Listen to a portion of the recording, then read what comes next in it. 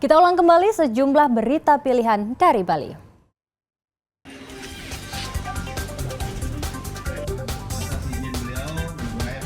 Pada hari kedua kampanye, dua pasang calon gubernur dan calon wakil gubernur Bali menyapa para pendukungnya untuk meraih suara terbanyak.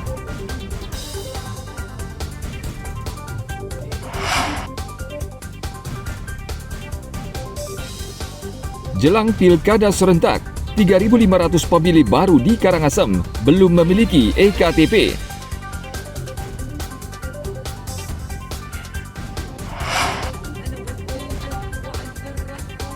Ratusan pengunjung antusias menyaksikan Palestival 2024 yang digelar di Museum Puri Lukisan di Ubud.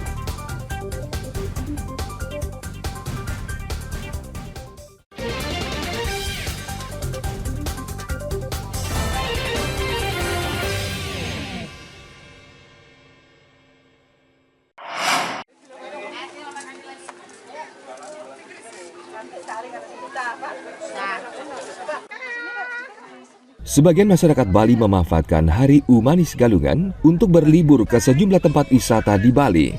Salah satu yang menjadi favorit adalah Desa Adat Penglipuran di Kabupaten Bangli.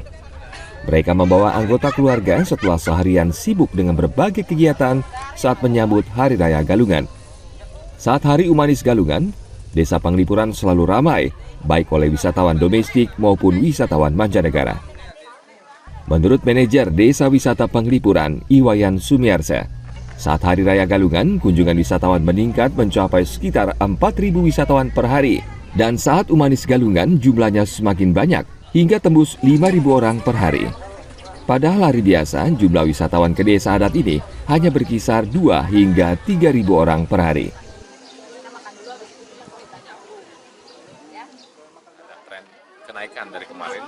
Yang kemarin itu sudah mencapai di angka 4.000 yang masih didominasi oleh wisatawan Nusantara, dan hari ini kita juga memprediksi akan mencapai di angka 5.000 lah perharinya, dan kami sudah melakukan antisipasi juga berkolaborasi dengan pihak Calang, dan kita menunjukkan semua personel Calang dan juga berkolaborasi dengan pihak kepolisian dan TNI.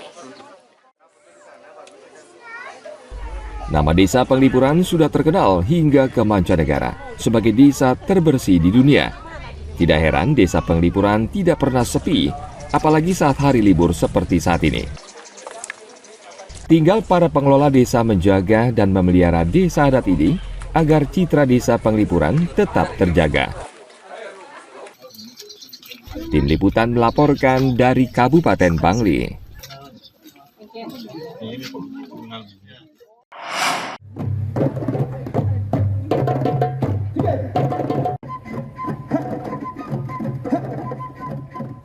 Ratusan pengunjung antusias menyaksikan Palestival 2024 yang digelar di Museum Puri Lukisan di Ubud pada akhir pekan lalu.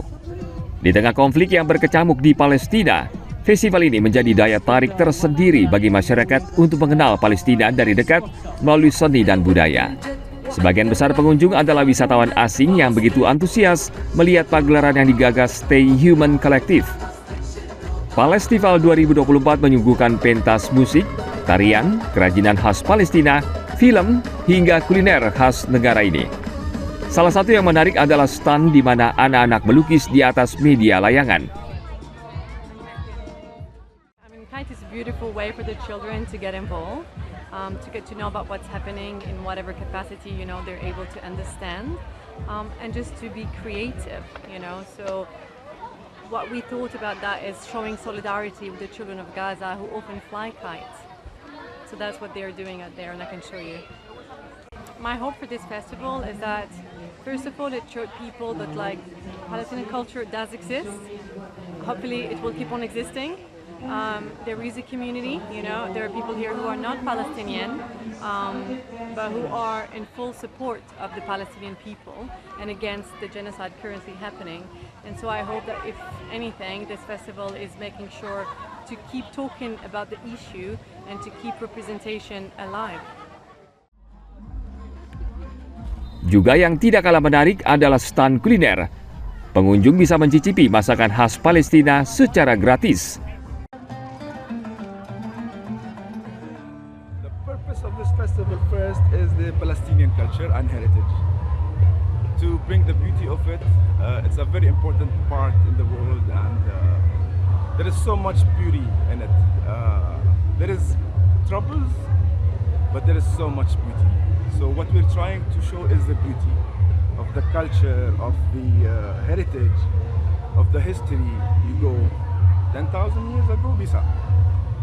You now, bisa. So there is so many things happening there, and we wanted to focus on the beauty and bring in the art, the food, the dance, the history, the truth about Palestine, the true information about Palestine. So this is the main purpose of Palestine. Yeah. Sebagai puncak acara, festival menampilkan tari Dabke yang memukau penonton. Tari Dabke adalah tarian tradisional Arab yang sering dibawakan masyarakat Palestina. Tarian ini dipentaskan pria dan wanita Palestina dengan hentakan dan gerakan atraktif dari kaki para penari. Palestival 2024 adalah wajah kontras Palestina yang saat ini luluh lantak akibat perang berkepanjangan yang menyebabkan ribuan warga sipil dan anak-anak tewas.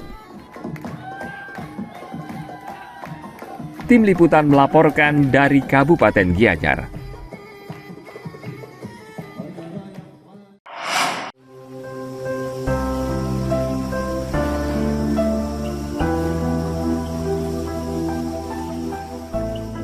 Bulung atau rumput laut ternyata dapat diolah menjadi rujak kuah pindang. Makanan ini antara lain bisa dibeli di sebuah warung sederhana di wilayah Kerobokan, Badung. Kuliner tradisional dibuat dengan bumbu cabai merah, garam, terasi, serta kuah pindang atau kaldu ikan laut. Selanjutnya, rumput laut disiram dengan bumbu rujak kuah pindang dengan cita rasa pedas.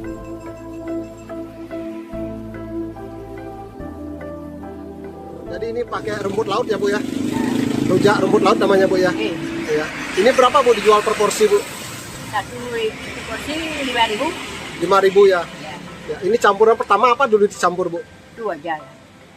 Campuran pertama apa dulu gini Kelapa. ya? Kelapa, kemudian rumput laut, kuah pindang, Terus habio. cabai, dan rumput laut ya? Ya, saya suka tuh karena cita rasanya yang khas Bali, ada rasa asam, manis, pedas yang dicampur itu saya suka. Ini rasa rumput lautnya gimana beli? Segar menurut saya, pas lah dengan lidah Bali. Ini setiap hari dapat aja sempat menikmati ini Bu ini. Ya, pasti dapat. Buluh kuah pindang memiliki cita rasa yang berbeda dibanding rujak pada umumnya. Harganya cukup murah, yakni hanya Rp5.000 per porsi. Setiap harinya, warung rujak dan es campur ini buka mulai jam 10 pagi hingga 5 sore.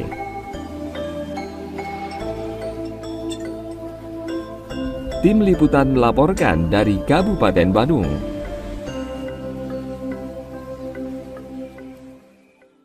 Baik, informasi tadi mengakhiri jumpa kita pagi ini. Atas nama rekan yang bertugas, saya Dara Paramita mengucapkan terima kasih atas kebersamaan Anda.